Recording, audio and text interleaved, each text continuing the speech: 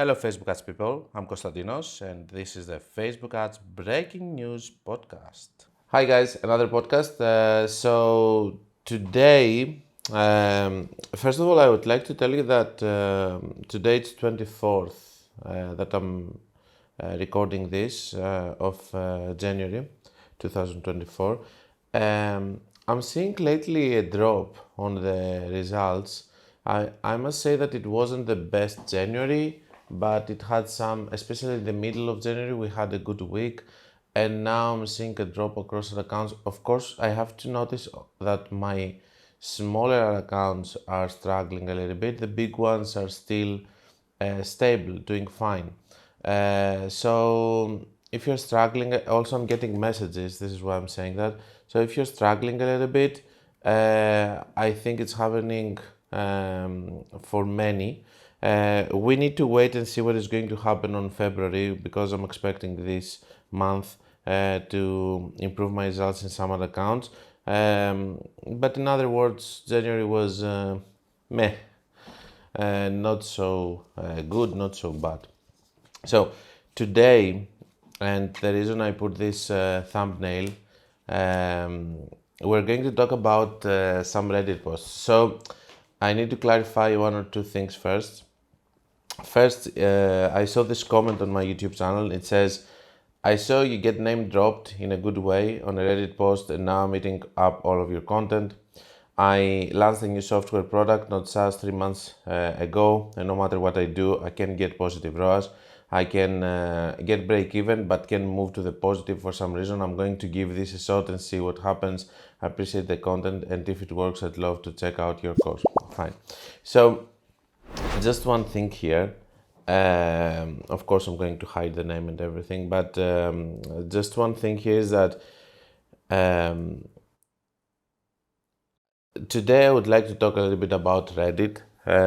First of all, I don't have the time to go there and reply. Secondly, I have nothing to win over there, convincing people about hot pockets and stuff. But I have students and people that I have mentored, like Michael, that they do go and they reply there and they post comments and stuff, because this is what they like to do. This is how they like to express and stuff. That being said, I'm seeing some posts that they are going viral, or how we call them on Reddit, with upvotes and stuff. I'm not there. I'm not there. I'm just seeing them because somebody's going to tell me something about them and everything. I see them go viral without having any, I wouldn't say value, but I would say like any technical data to support. So if you say don't do this just because, it doesn't make it credible. So you have to say why. Okay, for example, when you say consolidate, for example, you have to say why. And today I didn't pick one. I did ask from one of my students to pick one that they didn't like, so that we can comment it and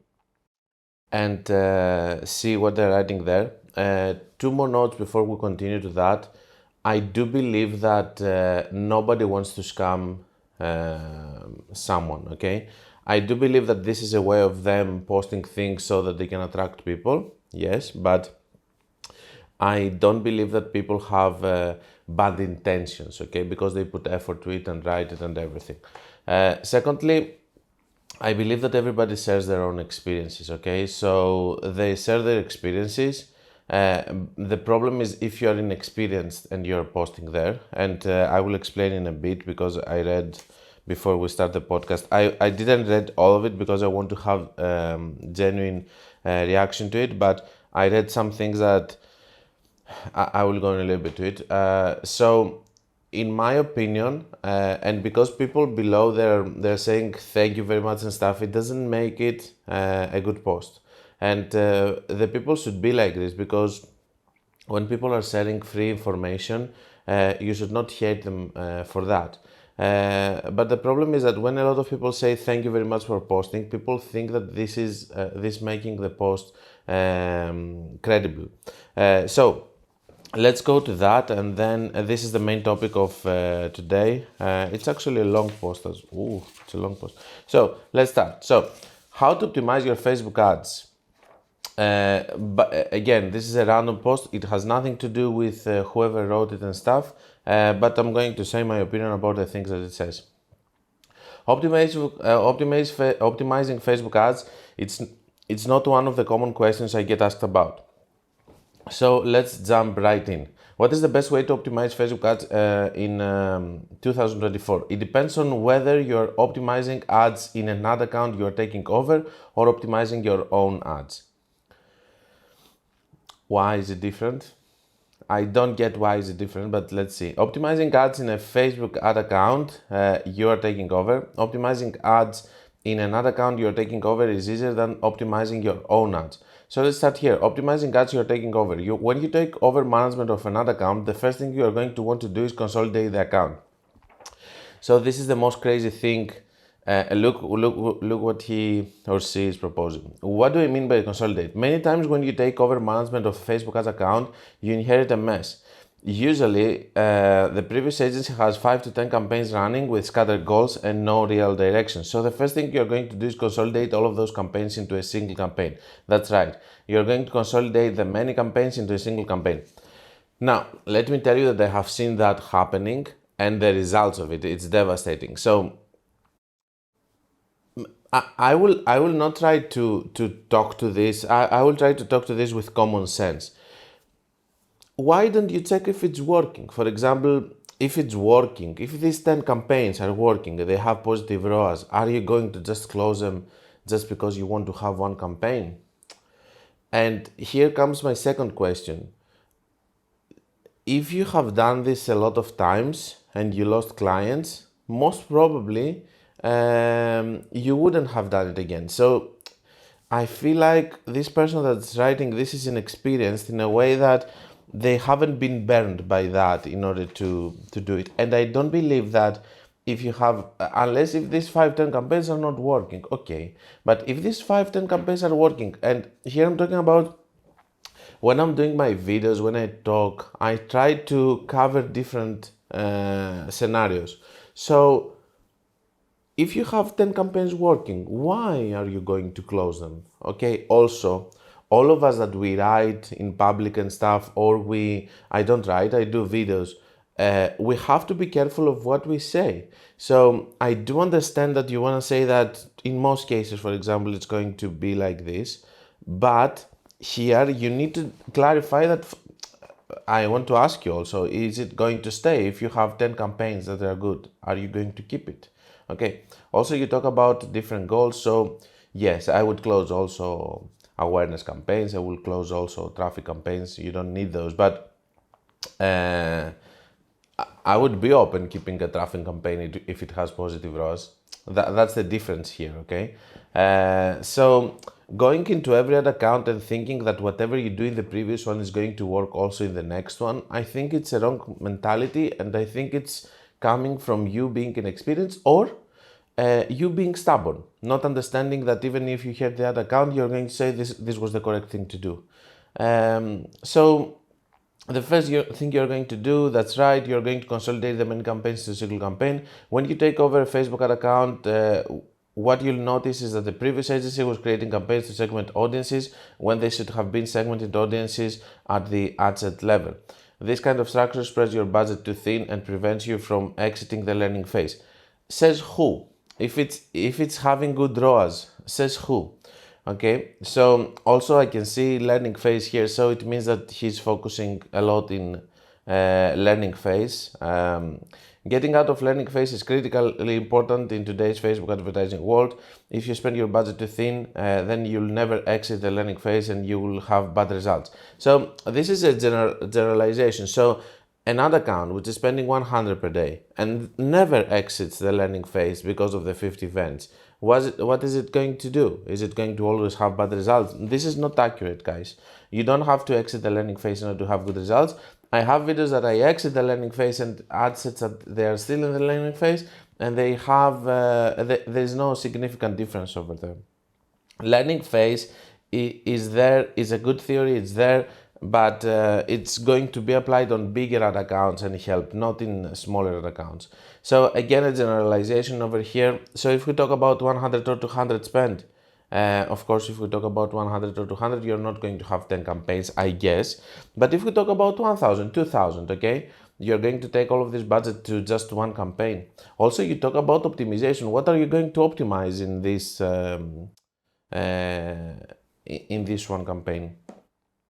So the first thing you want to do when optimizing your transitioning onto is to consolidate the many campaigns into a single campaign. I think it's a very bad advice to give, because this is going to destroy accounts. You cannot just go and close campaigns, for example, that they have been working there for 1 year, just because you want to push your idea. Set your budget at campaign level. Okay, you've created a new campaign to consolidate the many into one. Perfect. The next thing you're going to do is set your budget at campaign level. This means you're going to toggle advanced campaign budget, and you're going to set the budget at campaign level. Why I'm setting the budget at campaign level? You're going to set the budget at campaign level because you're going to lean on Facebook algorithm to allocate our budget to the best performing ad sets, and the machine is going to do this in real time. I agree also with CBO. Remember earlier how I mentioned you're going to segment our audiences at the asset level? That's exactly what we're going to do. And instead of you needing to precisely allocate your budget to the campaign or ad set, that's going to drive the best results. You can alleviate yourself of that pressure and allow Facebook machine to allocate your budget to the best performing audiences. By doing this, you're going to get more results at a lower cost per results, guaranteed. When I see people say things like guaranteed and stuff, I don't understand that they are not running Facebook ads. Maybe maybe an AI, maybe ChatGPT wrote that, okay? Because when you say guaranteed stuff, it means that you don't have experience with Facebook ads, or you're delusional. Ad set structure. To recap, you create a new campaign, and also he's not writing well, he's just repeating himself. You create a new campaign, and you set the budget at the campaign level by toggling on Advantage Plus campaign budget. Now you're ready to move on to our ad sets. But before we dive into it, I want to talk about the marketing funnel. Traditionally, the marketing funnel is made up from top of funnel, middle of funnel, and when you go to university, they tell you should have different content for call to actions for each stage of the funnel. But when it comes to Facebook, you can throw away tofu, mofu, and bofu on Facebook. The only thing you need to concern yourself with is prospective audiences and the targeting audiences. Prospective is the targeting on Facebook. Prospecting is cold audiences, people who don't know about your brand relative to Facebook, okay, basic stuff, and your targeting audience. So when you think of the marketing funnel on Facebook, think prospecting and retargeting, basic stuff, and that's which is fine, okay, because he's talking to people that are not experienced, I guess. And that's how we're going to set up our ad sets. We're going to have a prospecting ad set and a retargeting ad set. Whoa, he's going to put in the same CBO retargeting and the prospecting asset. Okay, interesting. So our prospecting asset is going to be broad, meaning that we aren't changing anything. It's 1865 USA and no interest targeting. If you have existing customers already, okay, so we need to talk about a lot of things here. So first of all, if you're going to do broad, again, a generalization. Let's say that you sell makeup. Are you still going to target men? You're not going to do only women, for example, in your broad targeting answer. And I'm not talking here about someone using the crazy method, for example. Now, I do understand that it's advanced for some, or some they can disagree. But when you're going to do one ad set with broad, why don't you think a little bit? Why is it has to be the same recipe everywhere, okay? I just see a one-trick pony person here. Then it says you're going to exclude your past customers. If you're selling a course, okay. If you're selling clothing, and there are people that they're going to buy again in the next collection, why do you want to exclude them? So again, I don't see it. So some people might say, but other than that, you're going to leave the assets as it is. So I'm just trying to say here that it's just one recipe that goes everywhere, and no thought at all, no thought process to anything. So when you're having repeated customers, why is it bad if you put in, even in your cold traffic audience, the people there? Even if Facebook is going to steal a sale, It's totally fine. Let it steal it. It's going to still be data that's going to optimize. After all, you are all about exiting the learning phase.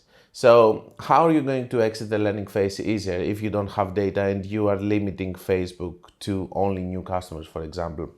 I'm just saying, okay? So I don't use exclusion on the code unless if it is the business. For example, if you sell a course that someone buys once, I would exclude the past customers, of course. Then you'll also create a retargeting ad set, and this will include people who have engaged with your ads, paid social website videos, etc. You're going to exclude people who have already converted into sales or leads. If you want to add a third ad set, this is where you add your lookalike audience.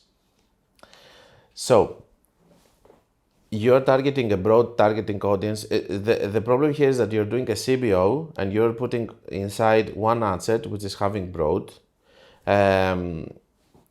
What are you going to do if the pixel is not trained, for instance? Are you going to put just again a broad audience, no matter what?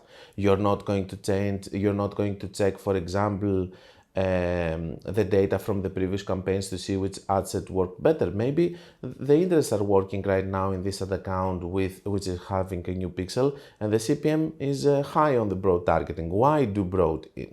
So the things that we say, we need to think of the different categories and the different businesses and the different people that we are trying to help. Okay, so this is a mistake that I was also doing at the start. I was talking only about bigger accounts and I was forgetting the small ones, because in the big ones you can talk about lookalikes, broad and all of that, but in the small ones you have less things to talk about. So the other thing here is in the CBO campaign, when you're going to put a retargeting inside with a broad, CBO is going to spend all the money on the broad audience. It's not okay for you to do a CBO campaign. I have a video which is all about it and I explain it more, but it's not okay to put a CBO campaign and have inside an audience of 200 million people with an audience of 10,000 people, which is even all of your middle of funnel people who engage with social media, video views, all of that. So if you do that, you defeat the whole purpose and you're actually mixing two different categories. So why to mix your retargeting ads, which is a very specific warm audience, with your cold traffic audience and let them compete? You don't want your cold traffic to compete with your retargeting. It doesn't make any sense. You want to put your retargeting with a smaller budget over there. At the end of the day, if you're spending 1,000, for example, in this precious CBO that you're going to do, the only one in the ad account, why are you going to mix together the broad with the retargeting? Even the lookalike that you're proposing as a third ad set over here, it's going to be much smaller comparing to a broad audience. So here we're talking about zero knowledge on CBO optimization, on CBO and how it works, how it distributes budget, and all of that. And I don't think that he cares about that. He just cares to say some clever things, and that's it. Zero thought about the technical side. If you want to add a third ad set, this is where you'll add your lookalike audience. Technically, your lookalike audience is prospecting audience. So what do you mean technically? It is. So you'll denote that in the ad set name, which might look something like this: Pro LA 1 to 2, leads, all placements, the other two ad set naming conversion. Okay, retargeting, all placements. Okay, as you can see, we have 3 ad sets, 2 prospecting and 1 retargeting. We've set the budget at campaign level so Facebook machine can allocate the budget in real time towards the best performing ad set.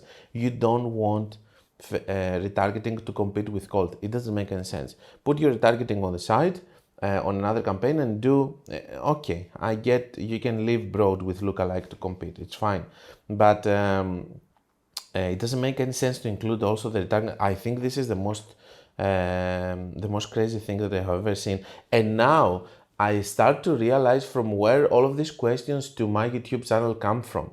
Because I was thinking why somebody would ask me if they put retargeting in the same campaign as cold. So most probably they also feel, the people feel that this is strange and they ask because they have seen it somewhere.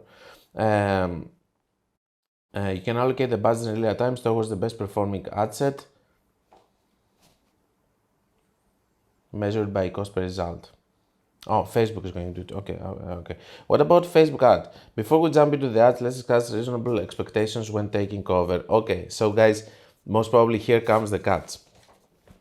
Management of an existing Facebook ad account. When you start managing a Facebook ad account, the first 30 days, your main goal is organize and make the account work better. So he basically says that for 30 days, the results are going to suck.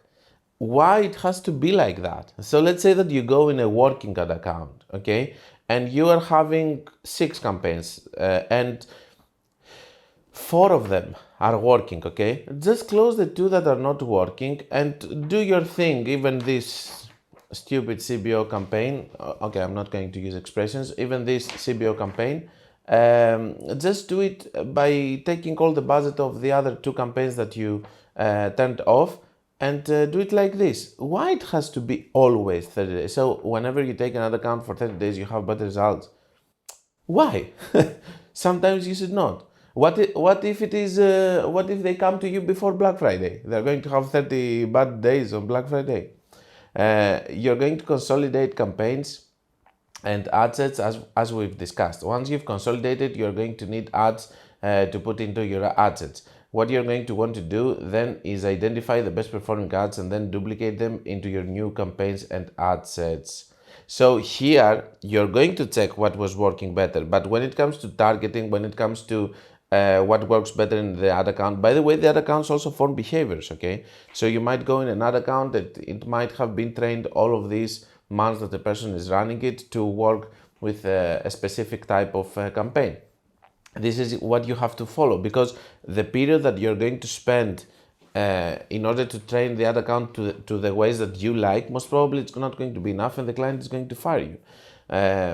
But here we are seeing that I just don't get the idea of going into another account and doing the same thing that I do in all the other ad accounts without thinking anything, okay? And I know that if I might talk to this person, he will say, yeah, if it's makeup, I will do only women. If it's that, why don't you write it then? Why don't you say that, but you say things like this. Why don't you have the responsibility to understand that when you talk to people, some people are going to listen to you because this is how our world is working, and they're going to make very big damage to their ad account and to their pocket. It's not only about, okay, I have a YouTube channel, okay, I do this, okay, I do that. You have to also feel the responsibility that you have, and that you have to be careful of what you say. What are you going to do is identify, okay, in order to duplicate an ad into your ad set, you need to make sure it's optimized for the same event. Yeah, in other words, okay, I will try to make it faster. Okay, let's see this one. So you can only duplicate ad set optimized for purchase into ad set that's already optimized for purchase. If the ad is optimized to view content, you can duplicate it into campaign optimized for leads. So make sure you pay attention to the optimization event. This will save you a ton of time and headache. Existing ads in existing account. There will be ads that perform better than others, either measured by volume or cost per result, okay? What you're going to do is you're going to duplicate these ads into existing campaign and all ad sets. This will allow you to generate conversions at a fair cost per while you generate new creatives for the account. I agree with that. Speaking on new creatives, the first thing you want to do is identify the best performing ads and create variations, correct? This will give you a head start. In fact, you'll find some of the biggest gains by simply tweaking their existing ads with better copy, text overlay, and the call change, correct? Okay, cool. Facebook Ads Foundation. Here are 5 ads you need to be using to have your bases covered as VSM. Okay, so this is a little bit of theory about ads, and I don't care so much about these things because whatever you say, it's going to be correct. At the end of the day, all of this is correct. If you test it and it works, it's fine. If it doesn't work, you move on, you create other creatives. Optimizing your own ads. Optimizing your own ads is actually much harder than optimizing another account you're taking over, because that's because when you're optimizing your own ad account, it means you're trying to optimize to improve on your best ideas. You didn't launch crappy hooks and ads to begin with after all. So how to improve and optimize? So let's say that you have your own ad account and you try to work on that. This is easily the hardest job in all of marketing, optimizing, improving your existing Facebook campaigns. It's not like I set out to launch a campaign that didn't generate result. It just kind of happened. So he talks, let's say that, for example, you have an idea, but it doesn't work. So one or more of my campaigns are driving results and I need to make some changes. Here's what I want to do. Spend in learning phase. The first thing I'm going to look is how much of the budget I'm spending in learning phase. Too much about learning phase. I don't think you should be focused so much on it. But I guess you have bigger problems than a learning phase. Learning phase is just a small thing, which is maybe it's causing the other, because if you're so fixated with learning phase, maybe this is why you want to do just one campaign. Go to your ads manager, there will be a menu on the left, simply click on the clock icon, percentage spending learning phase. Okay, I don't do this kind of things. Optimizing your own ads. First, make sure about the 5 foundation. No, this is also about theory. Do not make small iterations. In other words, do not test a different background color or font outline. Okay, that's how a mirror working has its time to swing to the fences, meaning you need an 100 degrees change. You can make tweaks or variations. Okay, too much about creatives then. Where we can help. So this is his pitch, I guess. I'm going to read it a little bit to understand. Optimizing Facebook campaigns can feel like a full-time job because it is. So his optimization is basically only focused on creatives. He doesn't believe that he can improve results, and it makes sense because he just does one campaign with one ad set or 2 or 3 ad sets to it. So he's not working at all in the technical and the optimization. He just works on the creatives. If you're looking for better performance with your Facebook ads, don't hesitate to reach out to us. Not only will we get your Facebook ad accounts performing much better, okay, it's a sales pitch, I guess, okay? We will also provide you our Facebook ad templates. We'll set up automation, provide your team with SOPs and best practices. SOPs and best practices are total BS because they don't work for all the accounts. It can work for one, so you have to just be able to be good enough and technical enough to be able to pivot between other accounts and be able to do different things to each other account based on what you are observing there and based on your technical knowledge. Provide weekly coaching and reporting, as well as full money back guarantee if you don't get results within the first 16 days. Whoever is giving money guarantee back, it means that they don't appreciate their work. So do I give money guarantee back? No, because I know about Facebook. And whoever doesn't want it, he cannot work with me. It's fine. I'm having many clients. It's not that I'm in need of that. But whoever is doing that is doing it because they have results. If you have good results, you're not afraid of asking your money at the start of the month, and you're not afraid to say that, look, I'm going to try, there's no guarantee. But also here I'm reading, in other words, you're not getting leads and closing deals within the first 16 days. We will work for free until you regroup your money, guaranteed, no questions asked. So he's not clever guy. So the thing is that, from what I understand, he says that if you pay me 5K and another 5K in 6 days, so let's say 10K, then what I'm going to do, he doesn't say I will give you your money back, is we will work for free until you recoup your money. So either they're going to say, okay, we're going to work for free for 2 months, so yeah, or they're going to keep working on the ad account until you have some good results.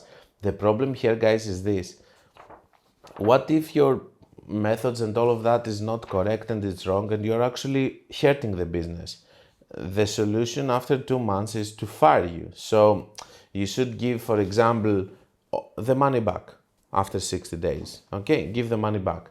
If you don't, then you are going to keep hurting the business with your ideas that I disagree with, for example, for a much longer period.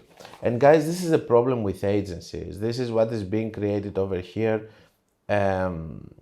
Just a mistrust and all of these issues that they're causing, because there is no thought behind this post. There is no thought in the work of process. It's just one trick pony and working with the same strategy to all other accounts, and everything which I strongly disagree.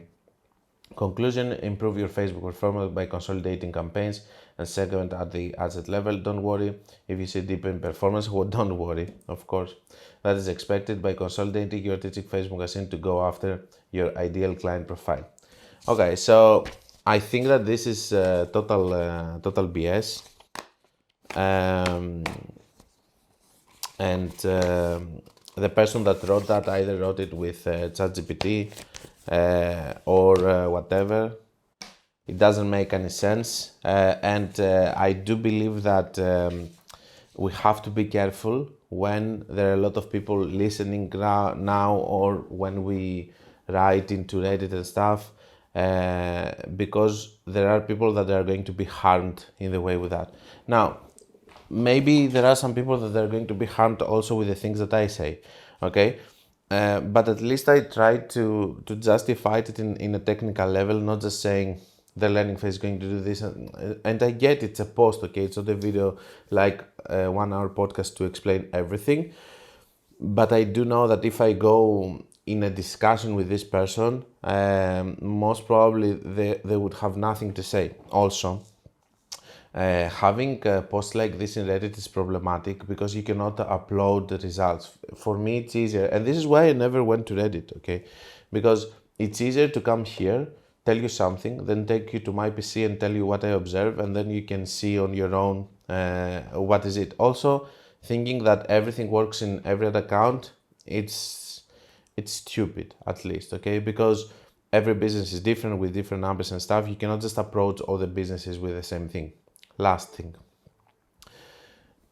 this person most probably doesn't have any experience. I can understand it with the way that he writes and stuff. Maybe he's not even doing the ads and he's an agency owner and somebody else is doing the ads and he just knows the theory. The point here is this.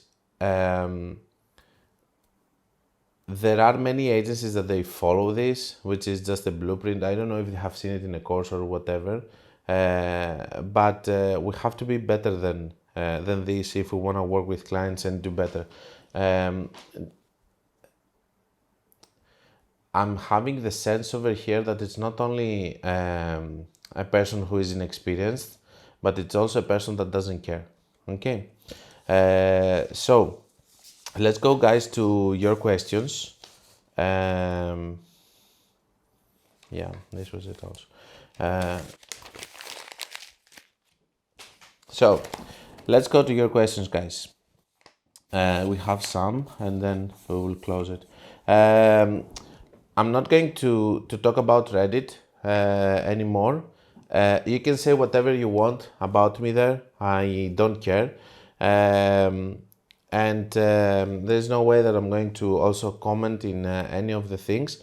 I have seen my name pops, not from other people, but my students, if I want to be fair. I have seen that someone called me that I'm full of shit. But I'm not going to reply and stuff because I told you, I do believe that most people that they have an opinion over there, they have seen some things and they try to explain it. Whoever wants to say something about me or whatever, they can upload the results and we can see. And I'm not talking about case studies and stuff. I'm talking about, for example, in this specific post, I believe he was mentioning that using interests is very bad. I have a video which I'm uploading. I don't know if it's uploaded or I will upload. That I saw that I started a new ad account and I was doing Advanced Plus campaign. It was having $30 CPM, and then I did the interest that it was having 12, and I started having sales. I'm not saying that I should do interest forever, but I'm just saying that it's just one step for me to go faster to the broad targeting. If somebody doesn't understand that, and even if they go and they see that they have zero sales, they keep doing broad targeting ads and they don't try anything else, that's their problem. And that's their issue, okay? Being super strict and saying that whoever is using interest in 2024 is a total idiot, you are the idiot. Okay, if you don't understand, because here we talk about data, you cannot deny data. If I'm showing you a video that I'm showing you the CPM with broad targeting advantage plus, broad targeting normal, and then interest, and then the interest having sales and lower CPM, then if you don't understand that, that means that um, you don't want to admit anything into your life. Okay, so whoever wants to say something and say that this is this and that, they can post a video. They can say, I believe that Konstantinos is wrong because I'm saying this and that and that and that. The problem here is that I'm going to be open to see, because I do believe that all of us were observing things, and I'm listening, okay? But there are people that they don't listen. They talk about one structure campaign. They talk about not using interests. There is not such thing like every setting, for example, in Facebook has a use, okay? Even lookalikes are working in some other accounts. Let's say that you go into another account, okay? Just to put it in a simple way. And you're doing interests that don't work. You're doing broad, it doesn't work. And you're doing lookalikes and they work. Okay, they work, you observe, they work, you have sales. Why don't you continue doing lookalikes and try other things in the meanwhile, okay? Don't just say never use lookalikes, okay? They're not bad settings on Facebook ads. It's just the way that we're using them, okay? So, and I do know that everybody says their truth and what they see on the ads manager, but I don't believe that there's one person commenting below, we don't hold the only truth, not me, not anyone, okay? So we have to be careful of what we say, and we just have to observe, and we have to be able to understand that if we see something working on Facebook, that's the whole deal. It's not about me proving that crazy method works. And if someone comes and tells me that crazy method doesn't work on his account, I'm not going to say just that crazy method works everywhere. No, I'm saying that maybe it doesn't work in your account. Maybe maybe you don't know how to optimize it. Maybe it's not going to work anyway into your ad account, and you have to do more simple structure campaigns to your ad account. So that being said, I'm not going to talk again about Reddit. You can do whatever you want there, guys. I do understand that it's a way for you to find leads and everything. I hope that not a lot of people are going to share it along the way with all of these. Some of those are stupid suggestions, and good for you, but sadly for others, I don't have the time to just go there and start commenting on everything, and I don't want to be honest with you. I don't.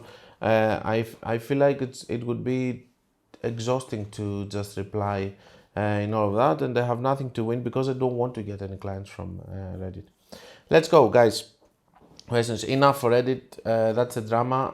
But the reason that I have this thumbnail is because, like, everybody has an opinion. Okay, and that's the problem of our society right now with social media. Just because Konstantinos has a YouTube channel, or just because someone posts on Reddit and he has many upvotes, it doesn't make what I say or he says or the other person says credible or correct. You are here to see everything, observe the information, try to analyze it, test it on your ad account and see if it's working or not. And maybe something is going to work from me, something is going to work that you have seen on Ben Heath, something is going to work that you have seen on Ben Theriot, something is going to work that you have seen on Charles or whoever else has a channel, or this person that wrote, maybe he's going to write another post and it's going to be good with some good information. Enough.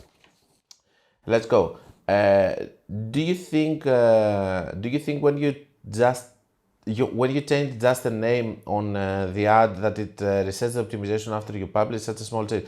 Guys, when you change the budget, it can take you out of the learning phase, of course, with another way, but not with that way. It's not resetting your ad. But when you change the ad set name, the campaign name, the ad name, this is not going to reset the campaign, okay? Don't worry about that. Everything else it does. If you change a comma into your copy, it's going to.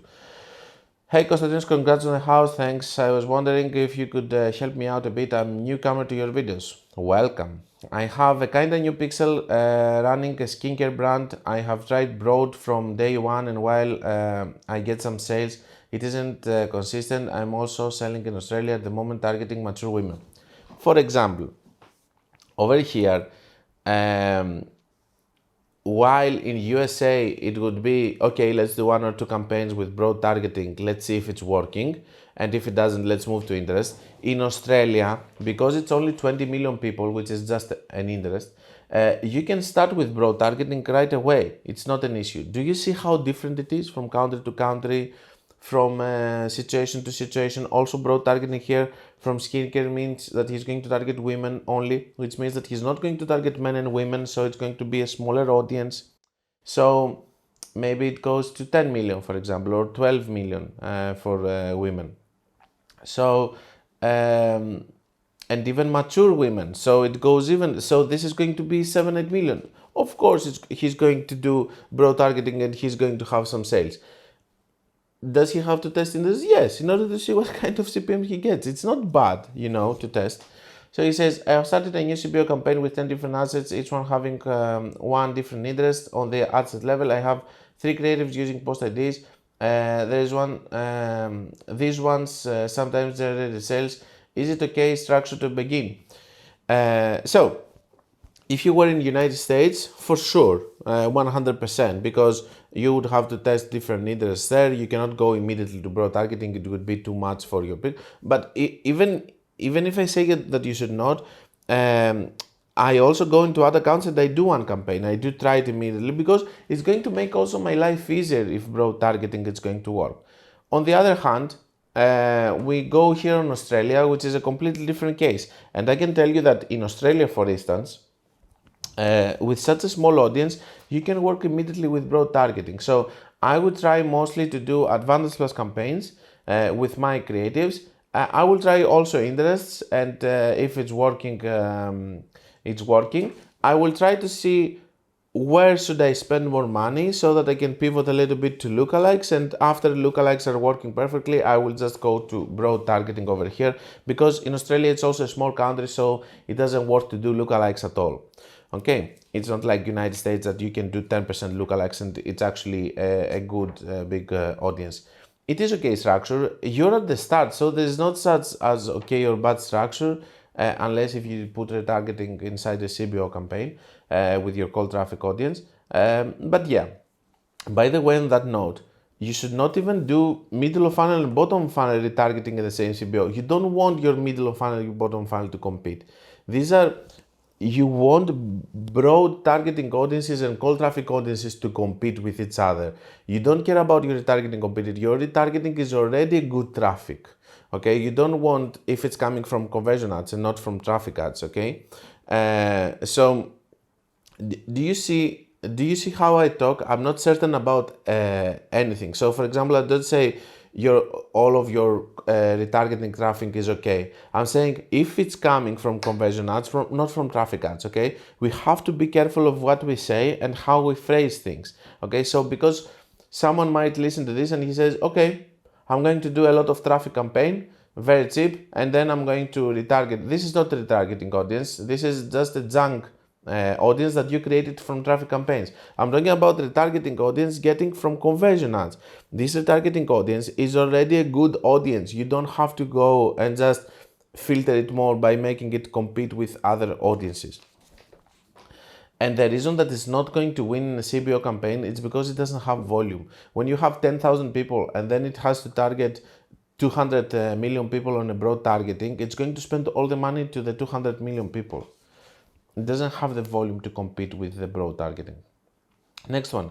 Hello again. In your recent podcast and other videos, you mentioned that the first day of running ads is usually particularly successful as Facebook aims to motivate us to continue working on an optimized campaign. Okay, you take the conspiracy theory part. The reason that it's doing that is because Facebook wants to give you some initial results, okay? Because Facebook optimizes with conversion events and it says a purchase event. So it says give him one purchase, give him 2 purchases so that it can start, so that the algorithm can start understanding which which people it has to target so that it can give you more sales. It's like you're starting a machine. It has to start, and after that it's working and all of that. So it tries to start the process like this, giving you low hanging fruits. Over the last 2 days, I've been trying dynamic ads on CBO campaign with 40 as my budget. Yesterday I turned it off and spending around 30 without any orders.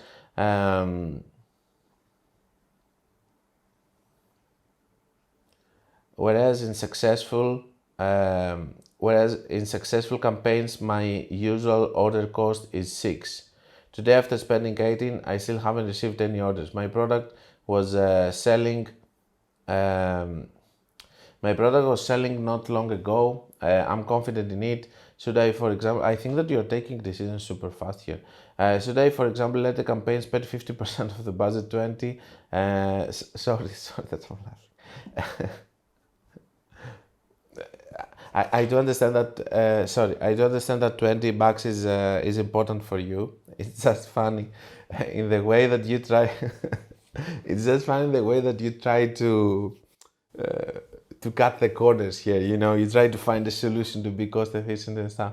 And if no orders are received, turn it off and set it up for the next day. How does daily starting on the campaign impact subsequent launches?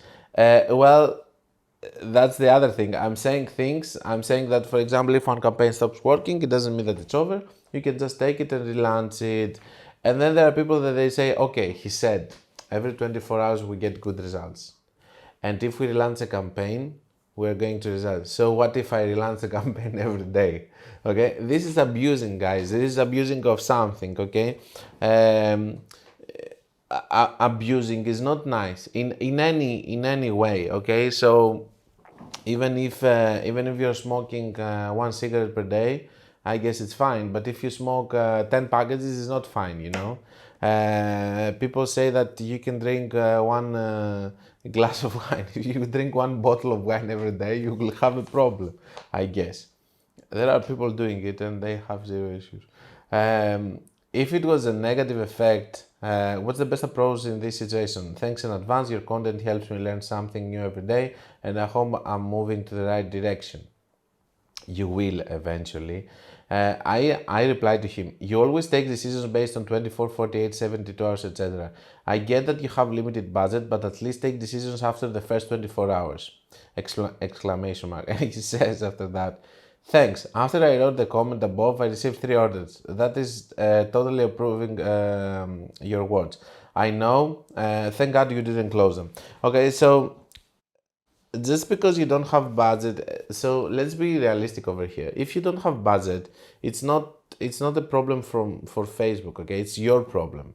I do understand that you try to be cost efficient and stuff, and you're not making the sales and everything, but the reality is this: if you want to have an expensive car and you don't have gas to put in it, well, that's your problem. It's not the fault of the car, that it cannot run without any gas.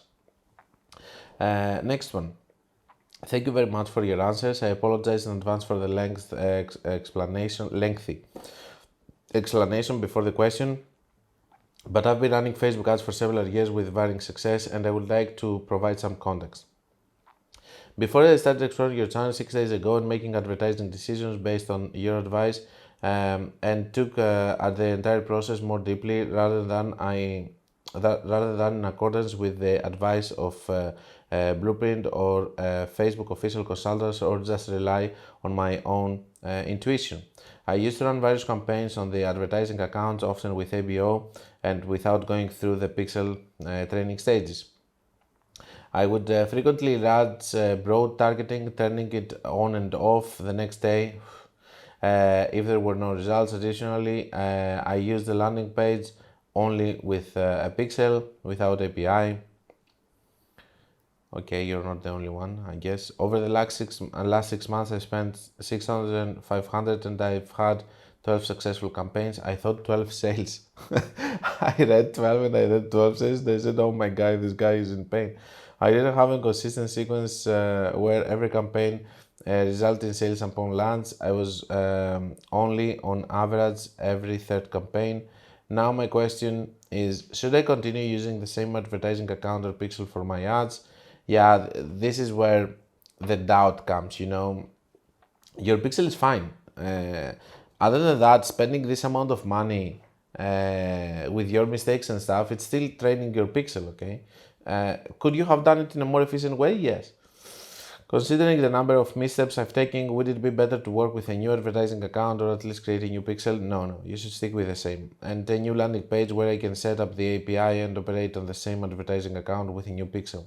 And did I understand correctly that for a new pixel I will need to start with interest? It's not necessarily the order interest, broader interest, lookalikes, start lookalikes, and only after that broad targeting. Also preferably to follow such strategy with small budget 40-50 per day, right? So it's not necessarily the only truth, okay? As I said, Australia, different case. United States, different case. You have to test broad when you go in another account. Maybe it's going to work. Maybe your product is viral and it's going to work, even with a new pixel. And then you go back to other solutions, because if broad doesn't give you results, you have to do something about it, okay? Apologies again for the lengthy question, and huge thank you for your content. Thank you very much for consuming it. We discussed about everything here. You don't need a new pixel, man. Just keep working on this pixel. It's not that you trained it wrong. You were getting sales after all, so keep working on that and just do it better. Hello, Konstantinos. I'd love videos on creatives you try and use for newer accounts, starting brands. What type would you run for a skincare brand for the beginning? Sorry to disappoint you, but this channel is never going to talk about creatives and what kind of creatives we use, if we use a UGC, if we use this and that, and which creative work better than that, simply because these are not my assets. They're coming from my clients and I don't want to expose my clients. I think it's already too much that I'm showing their ad accounts. This is why you see a lot of blurring and stuff, because these people trust me and I don't want to hurt their trust, okay? So there's no way that in this channel, sorry guys, in an ideal world I would, but I can't. We cannot have creatives and talk about creatives on that. Maybe there are other channels that they talk about creatives and strategies on creatives, but this channel is focusing more on the technical side on Facebook ads and not on creatives for this reason. And as a person, I don't focus on creatives so much, because I do work with the owners on the creatives that they're going to have, and I test them. Okay, my job is to test them. It's not that I'm not a content strategist. Okay, I'm doing Facebook ads. So I'm more about the data in the ads manager and the results, and not about the creation. Okay. I do understand it, but I don't want to mix myself to it. The thing that I say to most owners is this: when you have a brand for 3 years, is it possible for someone like Konstantinos to come and tell you what kind of creatives you're going to do? You know exactly what kind of creatives you're going to do. You know exactly your audience and everything. The thing is this: I cannot tell you how to sell it better, because this is your baby and you know it. But I can tell you what is working better on Facebook, and us working together, we can make a very good cooperation, which you're going to say your thing, I'm going to say my thing, and we're going to meet in the middle to do it in the best possible way. This is why somebody is going to hire me, not just so that I can tell them what kind of ads they're going to do and what is going to work, because I don't know what is going to work and I don't care, okay? All I care about is testing it and seeing what is working, okay? I'm not going to say this creative has to work no matter what. No, I'm going to test it. If it doesn't work, it doesn't work, okay? So that's it about the creatives. So guys, don't ask about creatives. It's never going to happen. Great podcast as always. I'll drop a few more questions. Okay, if I'm running a broad crazy method at 100 per day with 5 assets, and after 3 days I'm happy with my results, should I not change the number of assets when duplicated to a bigger budget? Meaning, if 5 assets is 100 per day, I perform well, I should keep 5 assets at 200 for okay, as long as I'm happy with my average cost per purchase, or should I still add more ad sets? The reason that I'm not proposing to people to do more ad sets is because I'm afraid that CB optimization with more ad sets is more difficult. By the time maybe if you can become more experienced, you can put more. Also, in the last year, in 2023, I have noticed that it wasn't so efficient to put many ad sets. I used to put 50 ad sets, 30 ad sets back in the day, but I'm not using so many because I want my assets to have stronger spending. Okay, my winning assets, ad sets to have stronger spending. So you can. I wouldn't go with from more than 12 or something like that. Okay, so you can go to 10, I guess, with 400, but with 200, I would keep it on the same for sure. And it really depends on your cost per purchase and all of that, but I wouldn't go in more than 15, okay, anymore. I don't do it anymore also. And the reason that I'm saying between 5 and 8 is because I have seen that this is the sweet spot by training people to understand CB optimization, and it's easier for them to understand it. Because, for example, when you have 25 ad sets, you might have to close 4 ad sets at a time, while in the 5 ad sets you will close 1, and with the 4 ad sets you have to do many more things to keep the balance instead of the other, or check more things or observe more things. Next one, how would you test new creatives if my broad crazy method is performing well? If I currently run ads with 5 videos and I want to test images, I should start again with an image only campaign at 100 and then duplicate to bigger budget if it's profitable. Basically same approach. Yes. So whenever you find the structure of campaign that you're having good results and is working, then you eliminate one factor, which is something stable. So you have a stable campaign which is working. Is it advanced? Is it whatever? If it doesn't work with the new creatives, then the creatives are the problem. Do you understand? But if you always test a new thing, for example, new interests, let's say, stupid example, new interests all the time, you haven't tested if these interests are working with your good creatives, so you cannot know if they're going to work with the new ones. And if they're working, it's fine, I guess, okay. But if they're not working, you don't know if you have to blame the interest or the structure campaign or the creatives. But if you have a structure campaign which is working on your ad account consistently, then you can go and you can just go and add your different creatives and see if they're working or not. One thing that I'm noticing here is that you're also trying to abuse the crazy method. The crazy method is here for you to explore a little bit more and spend a little bit more. So having one crazy method working with 100 and doing another one at 200 or another one 400, I'm not saying that it's not going to work, but I'm saying that it's a little bit more abusing. What you should do is what you're thinking here properly is that you should do another campaign with, for example, you do one campaign with 100, you scale to 200.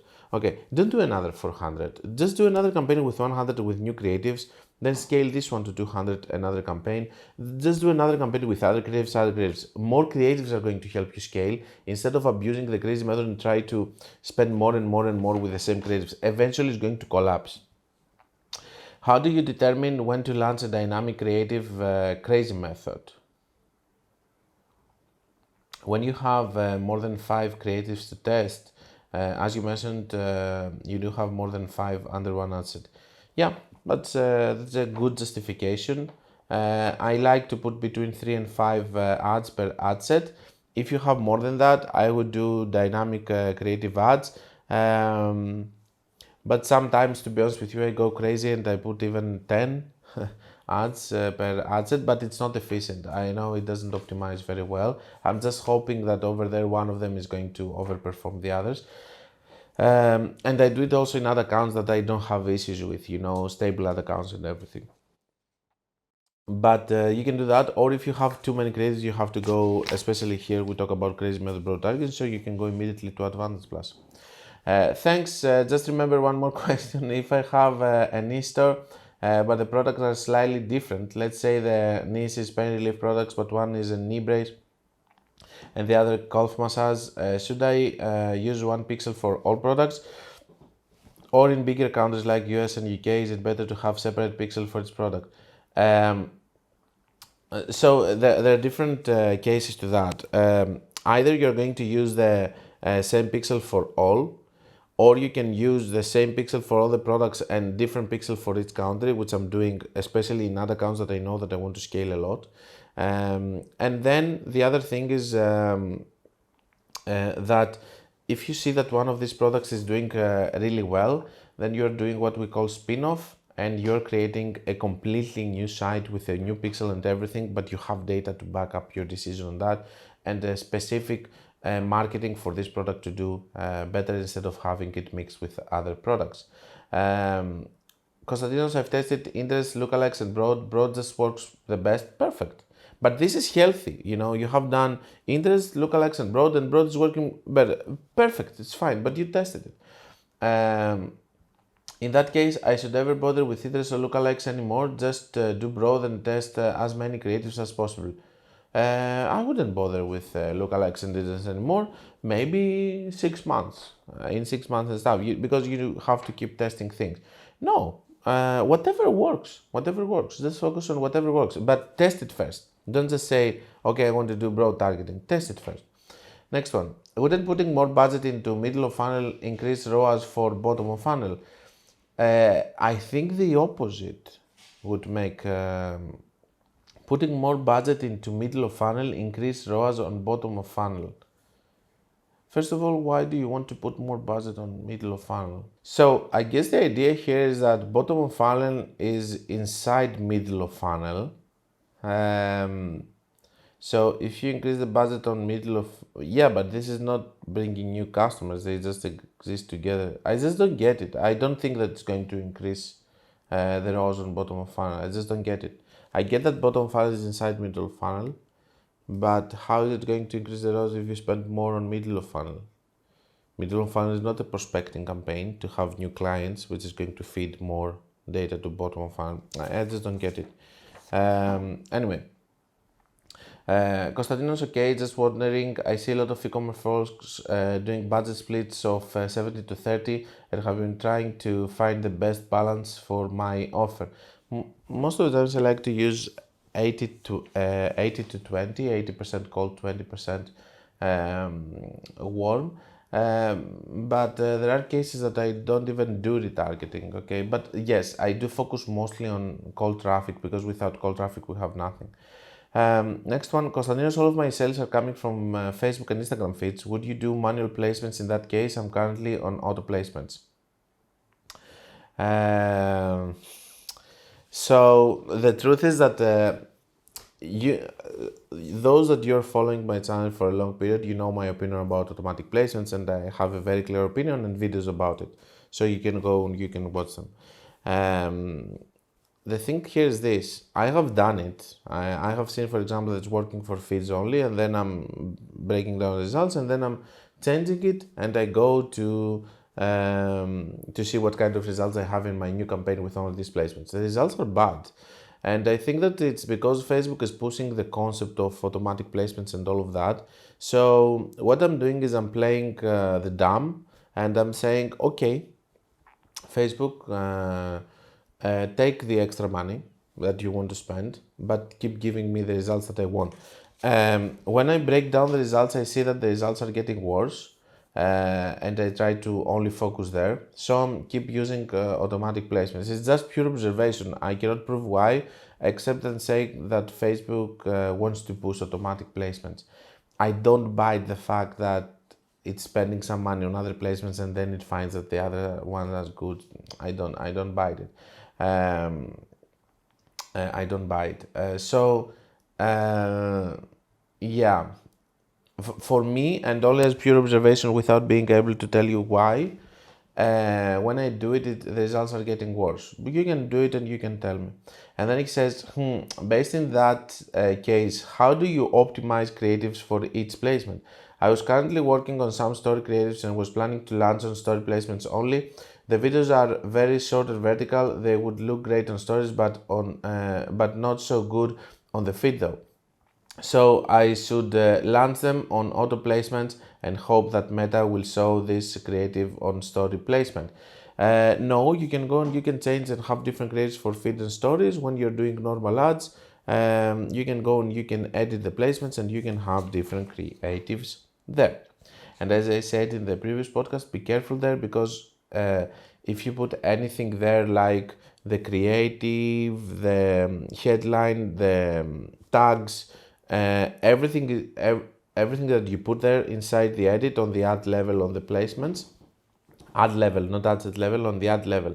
Just below there, you will see that when you add a single image or photo, you can edit the different placements and change even the creative there. And you can put in a correct placement dimensions for stories, 16 by 9. And remember that whatever you put there, from destination URL to headline and to copy, this is what Facebook is going to use. No matter what you have on the ad level below the creatives, it's going to use whatever you have inside there. So be careful. Next one. Hey Konstantinos, and this is how you're going to optimize for different creative for different placements. You can even use a completely different video, for example. In stories, a completely different video in feed. Hey Konstantinos, great video. I was grouping a lot of different countries in my campaigns, and all the budget was going to countries like India or Brazil. Should I do now one campaign per country with different assets for different interests? No, I think you should keep grouping them. But don't group the first of all, don't use countries like Brazil and India if you don't have a specific reason, because they're taking all of the budget. So break down the results and see if you have Tunisia, Turkey. These are countries that they take, Pakistan, these are countries that they take out of budget, and you should not use them. Try to focus to the good countries, as we call them. And try also to do a segmentation for bigger countries and small countries. For example, if you put United States with other smaller countries, United States is going to take more budget. So you can still do clusters, but for sure you should not use India and Brazil and these countries, because they just only create an issue. Hi, I appreciate your efforts selling your expertise and knowledge. Does this also include digital products? If I use volume or is it used to use better volume or ROAS? In my case, takes in advance. Digital products also have the same rules. So whatever we discuss about crazy method and all of these kind of things, they have the same things and rules. Now, I need to tell you this. There are different cases also on digital products, and for each case we go either for ROAS or for volume. For example, if you go for a course, on the course you have to check that you don't have repeated customers, you don't have all of that. So you are building a base maybe that you're going to exploit later with another course, who knows. But just so you know, when you don't have repeated customers, you have to go for ROAS, okay? And you have to find the balance between volume and ROAS. So you're going to spend as much as you want, as you can, as long as you're having 2 ROAS, for example, which is giving you X amount of profit. Okay, this is something that each one of us has to decide based on what they want. Secondly, if you go, for example, for a subscription model with an app and a digital product, then you can go and you can have a much higher cost per purchase from the first month. For example, if it is $100, okay, for someone to enter, and then he stays there for 5 months, that means that you're going to make from this person $500. That means, and of course you need to know these numbers, okay, so you need to run ads for a very long period in order to know if these numbers are accurate. So this case is different. Over there you go for volume, for example, and you don't care for ROAS initially, because you're going to recuperate this money from the retention rate that you're going to get from these people. So it really depends on the different businesses. But I can tell you that Facebook, of course, it's a platform that likes volume. It's not a platform that was built in order to give you ROAS and very big profits, but it's there to give you volume. And after that, it's up to you how you're going to exploit all of these audiences and the lists that you're going to create and all of that. One thing that I'm seeing right now, and I think that's going to be a main thing, is that Facebook ads are becoming really expensive right now as the time passes by. So what I believe that's going to happen, because eventually there's not going to be a way for people to keep improving their prices and their site and the average order value and stuff with all of the inflation that we have. So we're going to have an issue, and then there are going to be people and other accounts and companies that are going to run with what they're going to call middle of funnel marketing. And it's going to be taking a lot of people without converting them initially, but then converting them through a journey. And you will see that it's going to start being a new thing of people talking a lot about the middle of funnel and that, and not about ROAS and purchases. I can still see some people starting talking like this because apparently they cannot have good results for companies. They need to keep working doing ads, so they try to convince them to run other type of ads and everything in order, which can work, but these people, they do it knowing that it's not going to work, and they have maybe 1 or 2 case studies that it's working. Traffic ads, for example, okay, maybe there's a company that's going to run traffic ads and they are going to manage to convert a lot of people out of that after that with a special journey, okay, but doing it for all the companies is not going to work. But I'm telling you, it's going to become more and more expensive, and you're going to see in the next 10 years, for example, people saying that Facebook ads is not here for ROAS, it's here to bring you a lot of traffic to your email list and stuff, and then you all have to do this and this and this and that in order to convert all of these people. So it's going to become a way of getting a lot of people and then finding other ways of converting them, because it would be super expensive. That's what I believe for the long future. Hi Konstantinos, if we are using same creatives for top of funnel, middle of funnel, bottom of funnel, and if we use same objective of sales for all 3, what's the difference between the 3 of them then? For example, top of funnel can be broad targeting and bottom of funnel can be catalog or retargeting, but then is that it? There are different audiences. What do you mean? What's the difference between them? They're different audiences because you're having cold traffic, which is broad or whatever you want to do. Then you have middle of funnel, which is long-term retargeting, let's say, people that they have been to your funnels or to your social media for 365 days or 108 days to the website. And then you have the people that they have been there for the last 30 days. What I was trying to say is that you don't need to have different creatives for all of these people. Let's go to the next one. Hello Konstantinos, we met again. By watching your video, I know that we usually start advertising at 6 a.m. The 6 is often a bad period, so should I turn off my ads at 0 o'clock every day, even though some ads have good results, and then restart at 6? No, you should not. You should only close and turn off whatever you don't want to reopen. Okay, so if something is working, you just soak the damage on this period and you keep working, because if you do so, you're going to reset your ads. So even if they have some sales, they're going to be reset and start all over again. So you don't want to do that. You want to maintain it, and it's fine that you're going to have just some bad hours during the day. Last question. This is great stuff. Absolutely love your content, man. Question about retargeting. Do you exclude customers' purchases for the retargeting ad sets? No, I don't, because there are still data or repeated customers. But if there is one, if there is one specific business that it has only one-time purchases, yes, I'm going to exclude past customers, even all of the past customers. And even on my cold traffic ads, I'm going to do it. Next, we have our Freelancer Diaries for today. I'm running out of Freelancer Diaries. Maybe they're afraid of me and they don't post stupid things on Upwork, or I'm not a lot on Upwork lately, to be honest with you. So I own a healthy hair product line for natural and multi-cultural hair types. Okay. I need someone that can convert views into sales for my Shopify store. This came from my friend Mitch, actually, I remember now. This person should be an expert at Instagram ads, TikTok ads, Facebook ads, Google Shop, Pinterest ads, and Twitter ads. So he has to do everything. And this person must provide monetary sales results from day one. So you go there and from day one, you have sales to all of these platforms. You do understand how crazy this sounds. Yeah, it's actually very funny.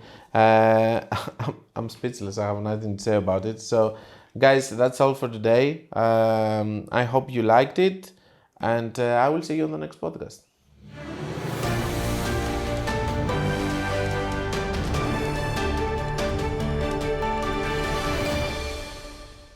This was the Facebook Ads Breaking News podcast. Like it or not, it is what it is.